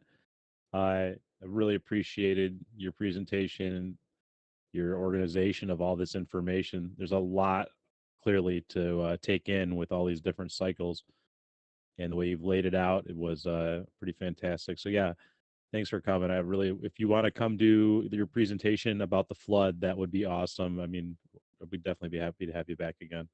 I know that your presentation the last time was like the foundation of my eclipse knowledge that I had when I spouted off on somebody on Twitter and then did like 47 hours of eclipse research or whatever. So it's just like the catalyst for all of it. So this will probably have a similar effect. I got a Well, quick thank question. you. This recent eclipse and the moon's location and behavior, was it what you expected, or were you not really tracking it in that way? How do you track the new moon again? Absolutely, it was a new moon. So the moon disappears, right, for over 60 hours. Yeah, who was tracking it? Wait, what? Right. So you really can't, you know, you can do the lunar analemma, right? And the lunar analemma is so different from the solar analemma. Because those period is always missing. It's like rotating Exactly. missing links. It's crazy.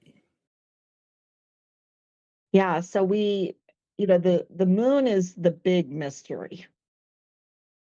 It really is. And I'm thinking that the moon doesn't move as fast as the sun. And, like the models that are out there, that the quickness of the moon, but I just can't prove it. And it's such a mystery. It's a But trick the of way the optics, right? analemma works, it just seems, and the way clocks work, you have your minute hand, you have your hour hand. The moon seems to be moving much slower than what people think, to me. So anyway, that would be a great presentation for somebody to do that knows a lot about the moon.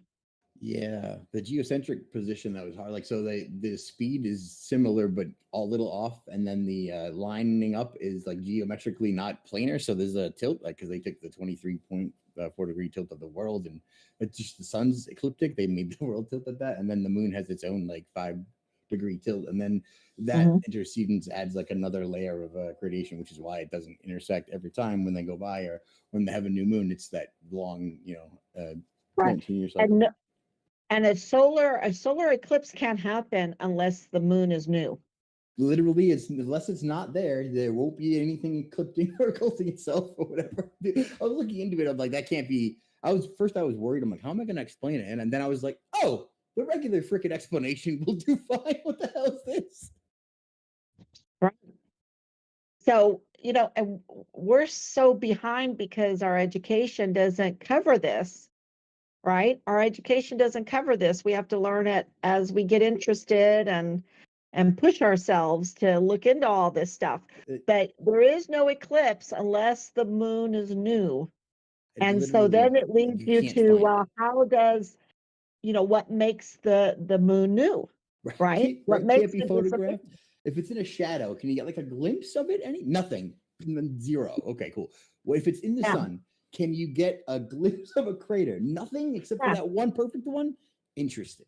Yeah. And then they tell us that the moon is solid. That's where Enoch is good.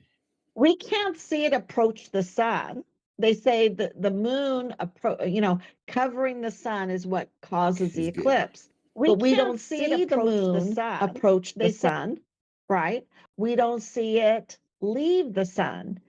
And yet that's what they say is the moon. And then they say it's a solid. And, so nothing they say makes sense. But because we're compliant people, we're peaceful people, we're tolerant people, we just seem to, okay, you put on a uniform or a white coat, and I'm going to say, okay, you're smarter than me, and you know, you're right. I just have to believe you. Inherent I have to appeal be to like authority. Yeah. that classroom, so that must be true. Appeal to majority and authority all the time. I was like, oh, I don't get it, but like other people think it's a globe, so that must be wrong or whatever. That's how that works. And I hate to say that, you know, when I'm talking in terms of my son's case, you know, and 44 4-star generals, we have 44 4-star generals and admirals right now. We had 7 during World War II, and we had 10 times more troops. But, you know, we have 44 4-star generals and admirals in our uniforms, okay? And they have authority in those uniforms. And instead of, you know, because I'm a peaceful person, and I don't want to discredit the uniform. I want to say those people that are in those uniforms, that our Senate Arms Committee and our Congressional Arms Committee put in those uniforms to give them the authority of those uniforms, because it's the uniforms and those stars that they wear that give them the authority. And they're serving foreign and domestic enemies right now. And 100%. There's no doubt in my mind. There's no doubt in my mind, and none of this could happen. But we give them the authority because we place them in those uniforms. And so it's not the uniforms. It's kind of like, it's not the gun that kills you, you know, that murders. It's not the uniform that murders. It's these, it's the lack of oversight and the selection of who's going to wear those uniforms. And, you know, who gave NASA the right? Who gave them the uniform of NASA to extract millions of dollars a day from us for BS? For BS. That's what, like, they give themselves the power. They write the bill, they sign the check, and then they smile for the camera. That's kind of how it works. That's right. That's right. It's a con job. It's a hoax, just like the, Just like you know, and foreign it's aid, COVID, government relief, all the COVID bills, all the stuff that it's all public money laundering. Order it's longitude. very profitable. It's very profitable. Yeah. So, you know, so I'm sorry that I got a little bit on my high horse there, but you know, I just want to say the stars in their courses fought against Sisera. Yep. And just keep on with the systems and the cycles, and you know, we'll get the truth, and keep fighting for the truth in a peaceful, very productive way. That's I it. mean, like, everyone can't be peaceful. Everyone do their own way, I would say, and you know, let's see what happens or whatever. They don't like peace. Right, but I mean, they make a lot of money off of war. That's true. But as we just discovered, I dropped in to talk to Dogs today, and he quickly informed me that every war was always justified and always fought. And I was like, no, opposite. Media lied. Everyone went to war for nothing. Nobody wants to kill each other. That's the truth. But you think the news is real, and you have a completely warped sense of that. Like, oh boy, I forgot that's where most people live. They see us, these boogeymen, you know, they're always trying to create war and conflict, and that's why I talk peace, because they're always trying to create conflict. Yep. And if you look at the mass shooting, what did they do? They blamed it on Patrick Crucius, who has autism. They still 5 years later have not done a mental health evaluation on him, right? And they try to blame it on one person. This is a lone shooting, and it is a white supremacist, or, you know, they try to divide people, and that's not what it was for. It was about a diversion and lots of money. Usually they don't say the race if it's white. They only say it if it's everything else. So do I not know the rules or whatever? Yeah. Yeah. So, yeah, we have to be peaceful and beware of the con jobs. Yeah, I think that once you go at a certain level, like you went, your level of discernment is just like, oh, COVID, no, that's a solid moon you landed on. Give me a break, and then you just like you naturally find yourself uncovering the secrets that are the truth that you need to, you know, thrive and or mostly get where Well, you need, but learn to survive, right? right. Well, COVID. Okay. So we got to El Paso in, September of 2020. So COVID was really getting started. We went over 3 dozen times over to Juarez, to Mexico. People were telling me I better, wear a mask and this. I said, no, I don't have time for any of that. I want to find my son and I need to talk to people. They need to see my face. I went into all kinds of soup kitchens and drug rehabilitation and standing in the methadone lines and going to parks where people, are taking drugs and hugging people and they're crying on me because, they've lost their job. Now they have to prostitute themselves, all this stuff. Come back over to El Paso. We're eating in places, not the cleanest places. All of this stuff. I should be dead. And I'm not. Yeah, quickly you learned. I'm like, oh, you just said some stuff. That's sort of they're gonna stop me from driving on the road. No, they're gonna announce it on TV. Oh, so when I go to work, are they gonna like stop me from? No. All right, well, fuck them then. I'm just gonna keep doing what I'm doing. I think, right? Like, what do you mean? We just kept doing what Yep. we were doing. We went into the churches, we went into the organizations, anything that was open. We went over the border walking. We had to stand in line. We had to go through all of those snake lines, right? Going back and forth across the border over 3 dozen times. So, you learn real quick, okay, I'd be dead right now if this was the case. And then people are doing such great work and find out that, all viruses, no one has isolated a virus. Nobody has isolated a virus. Are you kidding me? I can't call and get get any kind of virus in a test tube. We mixed it with a monkey kidney cell and a bunch of shit in a tube, and then we definitely know that gunk made it sick. So yeah, viruses, bro. Come on, get with it. Yeah, but no, I mean, it all has come out. And then they just want to give us shots and scare us, say, oh, you can't get measles. Well, why not? Why can't I get measles? Isn't it my choice if I want to get it or not? Anyway. Like, you know what? Actually, God got it wrong. We made a shot that's going to bypass all of your defenses for anything like this. It's definitely safe. We're going to encapsulate it in a plant membrane so that it'll trick your body further into accepting this definitely alien thing that you definitely need into your definitely capable immune system. Sound good? Yep. No, that sounds retarded. What the fuck? That is wait, no. That is what we believe in full. We subscribe to exactly what you laid out before you called it. Right. Before you called it that, and this is not medical advice. And yep. Oh yeah, sorry. This is not medical advice. This is, just take your vitamins. That was facetious, and I believe in all the mainstream media. So where do I sign up to get one of those things that Shane was talking about? I think there's packages coming out for free or whatever. Oh, nice! I could just get one from Amazon. We knew it was safe and effective before it was even conceived. That's how you know it's safe, dude. Yep. All right, everyone. Thank you so much. Hey, can I ask you one more question before you go, if that's okay? Sure.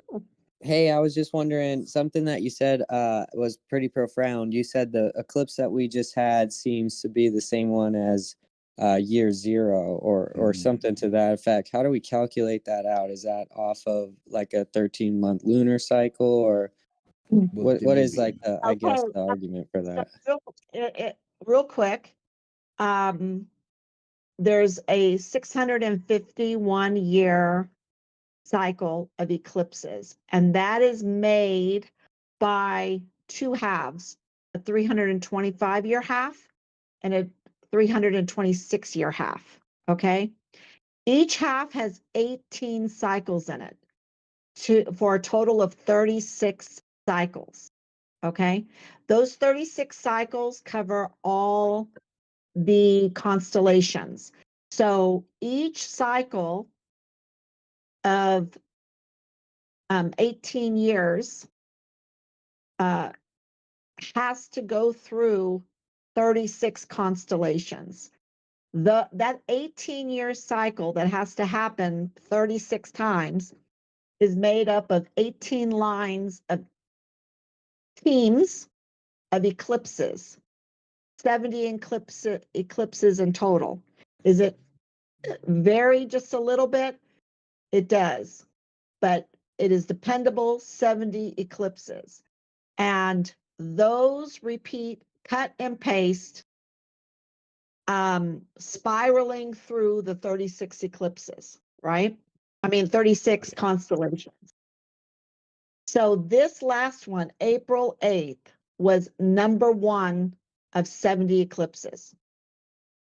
We know that. Okay, I see. Yeah, definitely. That's awesome. Thank you so oh. much for sharing that. That's number 1. In October, we're going to have number 2.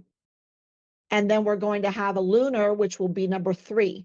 And we'll have another full solar eclipse or an annular eclipse. And that will be number 4. And then next year, we're going to have the second team, and we know exactly what those are. And that will be, I can tell you right now, that will be number 5, 6, 7, 8, 9. And I know that 9 is always a partial solar eclipse. Number 9 is always a partial solar eclipse.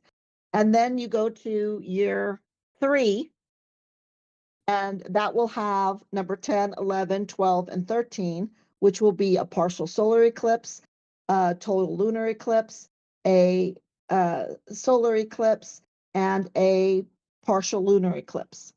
13 is always a partial lunar eclipse, always. And you can cut and paste that every 18 years. Now, the path that it takes, where it's at, because the day that it happens is going to be 18 years, 10, 11 days. And so it won't come back to the same day on the calendar until it goes through 651 years. And then you'll have the exact same day. That's a nice way to explain it. I like that. Right? And you can follow that exact same day of April 8th being, because right now we're in the 10th year of the 36 cycles, right? You have to have 36 18 years. We're in the 10th. We just began it. This is number 1. Number 1, first year, first eclipse of year 1 in 18 years. Essentially, because Dimbleby did all the chronology and then equated them to the periodicity and then figured it out up to his time, which was like roughly 100 years ago. And he concluded that was the conclusion of a great cycle. And then since then, we can calculate how far it is for us on the new cycle. Right. So and you can go and use NASA, right? You can go and use NASA and go back and see what were the eclipses last year in 2023. And it will be a full solar eclipse, a partial lunar eclipse, a full solar eclipse, a partial lunar eclipse. Yep.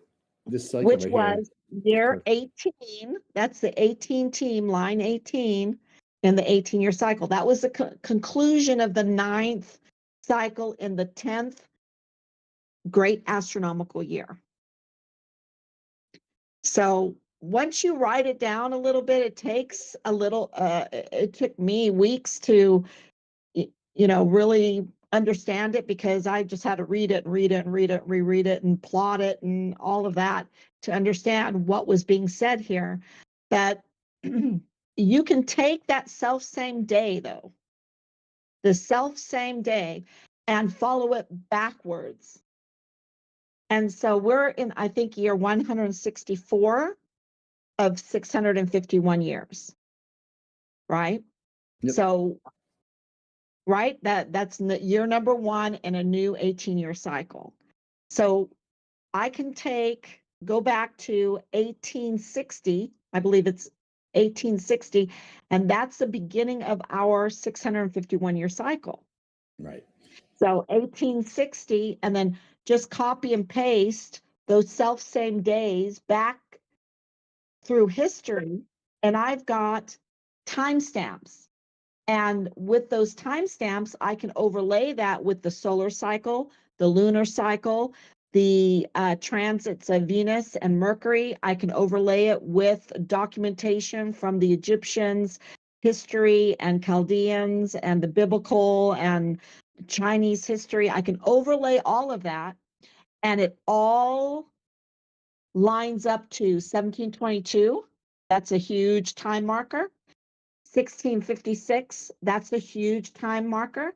And then it goes back and they all start new on self-same days on the prime date creation.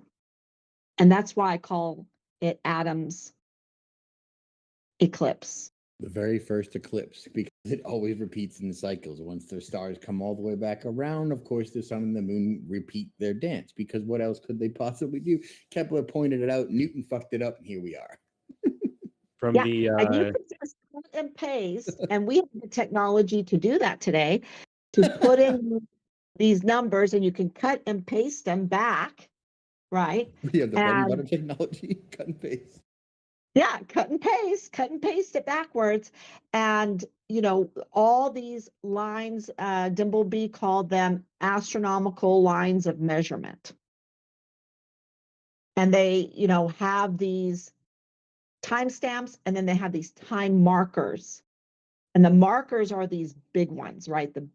That really, what we can wrap our head around. I can wrap my head around 651 cycles more than I can 36 times 18 times, you know, so yeah, I hope that helps. Yeah, From the that perspective helped a of a lot. Thank you. That put it much easier, digestible way to understand. Yeah, thank you. From the perspective of a musician, it's polyrhythms. It's all polyrhythmic. It's like you can kind of call it just a big, giant set of heavenly polyrhythms that just keep repeating. What that means is just like you have different time signatures, and things will start to sound disjointed and kind of go out of sync, and then they'll come back into sync, and they'll for like those 2 or 3 beats, they'll sound like they were just, you know, like they were always in sync, and then they'll kind of slowly go back out of sync, and then, but with this, you have that on multiple layers.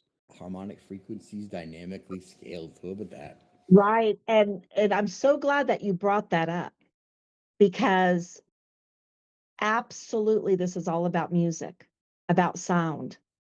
The stars make sound. We have our octaves, right? Everything is about the sounds of these frequencies, and they've messed, and I think Shane can tell you a little bit more about that, how they've messed with the frequencies to mess with us, right? To mess with our bodies, because we're at these certain frequencies, these musical frequencies. And instead of, you know, talking about evolution, why don't we talk about the electromagnetic and also these frequencies of music? Because a lot of these, you know, like let's say the St. Michael's ley line, which absolutely is a path of an eclipse, right? I mean, let's talk about buildings made in the frequency patterns of sound waves, guys. What the hell is that? Everywhere. Oh, whatever. Into Santiago de Compostela, right? You do this big long pilgrimage, and you wind up at this cathedral, and you're, you know, next to dead because you've just had this long pilgrimage for 5,000 miles, and you're in this, and you're, you know, you have the sound of these pipes, these frequencies of these pipes to make you feel better. And then of course the incense and all this stuff that they do, it's amazing. And then you have all these old buildings. It's all about frequency. It's all fake and gay. It's all Unless about it's frequency. music. Yeah. And I think, to me, and I'm not a musician, but I think that they align with the frequencies of the stars and the sun and the moon, and because we know that they all have a sound, right? Interestingly, whenever you have the sun and the moon and the dynamic intercedence with their overlay, which causes the dynamic system, you have, say, in tides, I would say the double hula hooping, semi-diurnal inter-oscillation predictive harmonic tides, right? That's in the form of a frequency. That's how they use that and express it. You have the lunar periodicities within itself mirroring, and of course the specific months of the, you know, the apogee, the perigee, the the specific part Right. where it passes the note, all And those symmetries, of course, coming back to and geometry. It's beautiful. these big greenhouses that they would build, right? They would put pipe organs in them, right? They would put pipe organs in them to play because all of these plants that they had in their greenhouses would grow so much better with these frequencies of the pipe organ. And of course, my husband plays the bagpipes, and it's, we're out in Ireland and he's playing the bagpipes, and guess who comes running? All the cows and the sheep, it's like, Sheeple. you play a few notes on the bagpipes and they come running. It's just amazing, So it's all about music and sound and frequencies and in cooperation with emotions. Try this thing. It's so easy to repeat. Just take 2 cups of water and play music on 432 hertz on one of them, and you try to put them in the freezer. Yeah, the one which you played music on, you will have that clear, crystal clear glass ice. And the other one will you can use just tap water, and the other one will be just like foggy in the inside. It won't be just like that clear crystal clear ice. Wow. Man, I overloaded I the chat. totally believe that because of who was that Japanese that did with the water. Masuro Emoto. Yeah, It's that was Masuro Emoto. amazing. Yeah. Oh, geez, I need to play music over my water. You need to think at it or whatever. Be positive. Yeah. I don't know. I can't disprove it. And like, you're like, oh,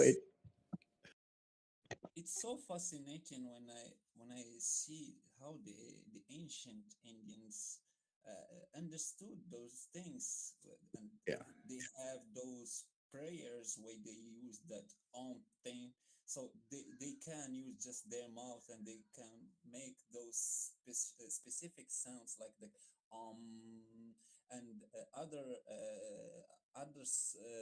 notes by their mouth, or they use those balls that they made in specific thickness, specific size to have that specific note. Yes, like the big buildings bells, right? Like the bells. Yeah, the frequency, the cymatic patternization of a sound is literally a physical manifestation, a 2D slice of a 3D moving toroidal field. And lo and behold, they built buildings in these shapes all over the world, always next to water for reasons or whatever. And that's why we have these patterns, because like Venus, it must be a sound that creates its pattern, yes, right? Or like a rose, like the way a tree grows, or fruit. We have all of these sound patterns, cymatic patterns everywhere we look. We cut into a tomato or an apple or whatever.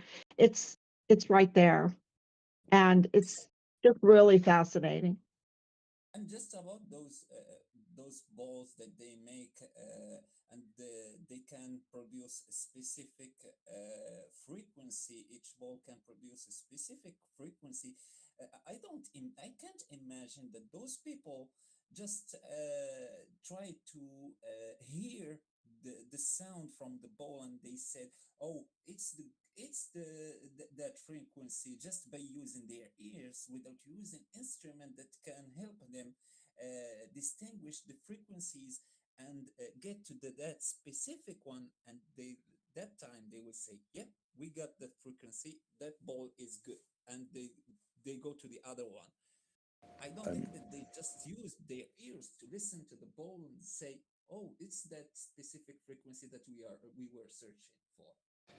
I mean, I just go and speculate wildly and be like, oh, well, they use all sorts of charge potential to take advantage of energy from nothing, and understood how capacitance of water with other fundamental shit, and using capacitance sound frequency to literally have, all the bodies of water store the charge that they would use intermittently for the non-wired stuff, or I don't know. I have no idea.